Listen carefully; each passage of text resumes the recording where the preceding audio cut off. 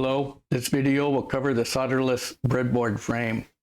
This is useful for breadboarding small circuits and interfacing breakout boards to the ESP32, S3, and Raspberry Pi Pico modules.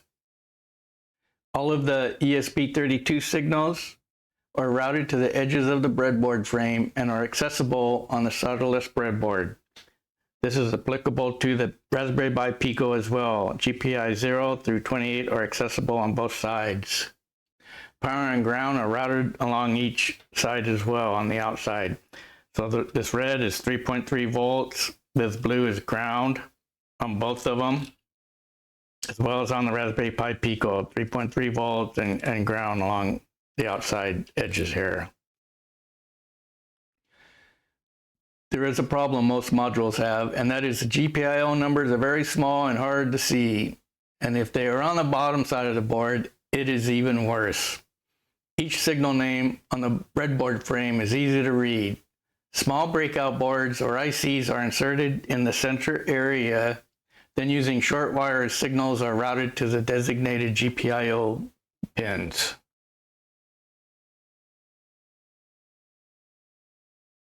Taking a closer look at the frames, we have the inside area here is where breakout boards and dip package would be installed.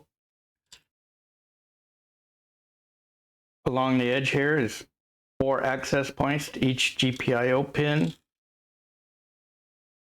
These would be routed to the breakout boards and dip packages installed over in the wiring area. This is where each module is inserted. As you can see, all GPIO numbers are easily readable and accessible. Next, we will take a look at how to modify the breadboard and assemble the frame. Now I will demonstrate how to assemble the solderless breadboard frame. First thing I need to do is disconnect the power strip from each of the boards. Simply take a razor blade and just cut down the joint here. Disconnect each piece.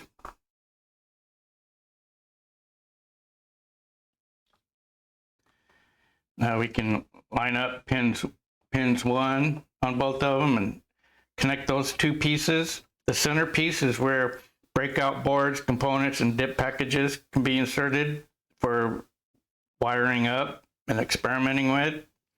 Next is to reinstall these power strips to the outside, 1 on each side.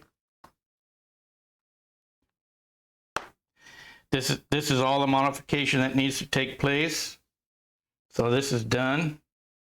Next, insert some receptacle headers for the breakout board, and then some pin headers on the bottom. This will insert in the bottom access point right there, just like that, and now it's done. There's power all along here and ground along here on both sides, ground and then power all up and down. Then easy access to each of the GPIO pins on both sides. GPIO 0 to 17, 18 through 48. There are 4 access points available for each signal. So let me demonstrate one I already have here.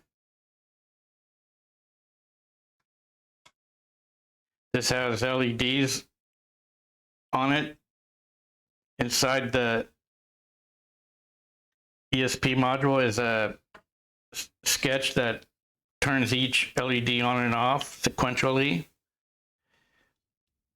This helps demonstrate that all the GPIO pins are working properly.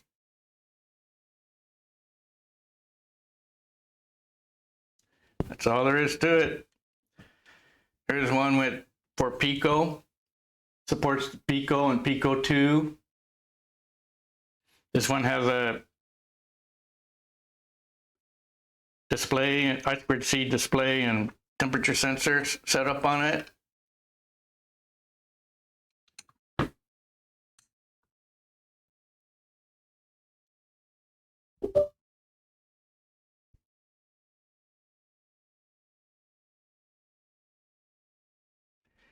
That's all there is to it. The enclosure can be printed out on your 3D printer. The FreeCAD and STL files are on GitHub. It has holes for putting inserts in for screwing down the PCB, and a TPU bottom to provide some little bit of anti-skid surface. So that'll finish it up.